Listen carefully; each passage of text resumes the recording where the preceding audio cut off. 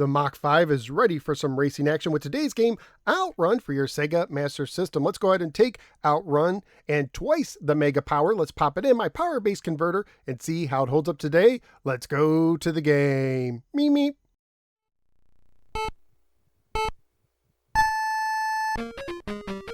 Outrun was published by Sega and, according to SegaRetro.org, was released in the States in October of 1987. It is based on the 1986 Sega arcade game. The manual opens with the following: this home version of the original video arcade game will grant you the greatest sensation of movement and speed like no other game has before. So be prepared to feel every curve, dip, and increase in speed as you try to race across this track. 5 tracks in all, with 5 separate goal lines. Your objective is to reach any one of the 5 goal lines to be considered a winner. And the decision is yours as to which track you'll travel. Now start your engine, grip your controls, and get the lead start in the fastest race ever to reach your home. Outrun is a racing game for one player only with one single mode of difficulty. At the start of the game, you pick one of 3 music tracks. During the game, you use left and right to steer, down to shift into high gear, up to shift into low gear, button 1 to hit the brakes, and button 2 to accelerate. The game follows the standard formula of racers from its era, where you try to avoid crashes and reach checkpoints fast enough to earn more time.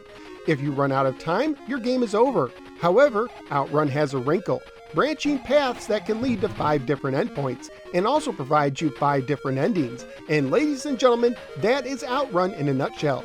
Scoring wise, you gain points simply for making progress, 20,000 points for passing a car, and 1 million points for every unit of time left on the timer if you complete the race. You can also enter your name into a high score chart that's erased when you turn the game off. Graphically speaking, even though it's nowhere near the arcade port, and it has a lot of pop-up, for an 8-bit machine, this game actually holds up pretty well and looks pretty nice. The music in the game is fantastic, with the minimal sound effects being simply okay. Family friendly wise, the game would most likely get an E for everyone rating if released today. Currently at PriceCharting.com, the game is a value of $14 loose, $19 complete, and $35 new. So what do you think of Outrun for the Sega Master System? I found it surprisingly fun, so much so that I kept playing the game until I reached all 5 endings. As I mentioned before, the graphics are good for an 8-bit system and the music is fantastic. It also controls nicely and actually had me using brakes effectively, where in most other old school racers, I rarely use my brakes. I also like the different course options and the fact that it's possible to bump into another car's bumper and just lose speed rather than turning into an instant flame ball. My only real criticism is the lack of engine noise, which I use in other games to notify me if I accidentally change gears, which, when you use a D-pad to both steer and change gears, can happen. And there were some times I accidentally did change gears, but thankfully it wasn't too often, and I can easily recommend this game to any racing fan. So where am I going to rank Outrun? This one's going right up in my current top 5.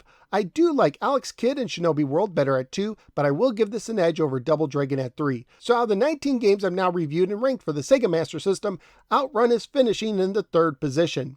Outrun may not look as good as the arcade original, but it's still a must-play for Master System racing fans. But that's just what I think. What do you think? Let me know in the comments below.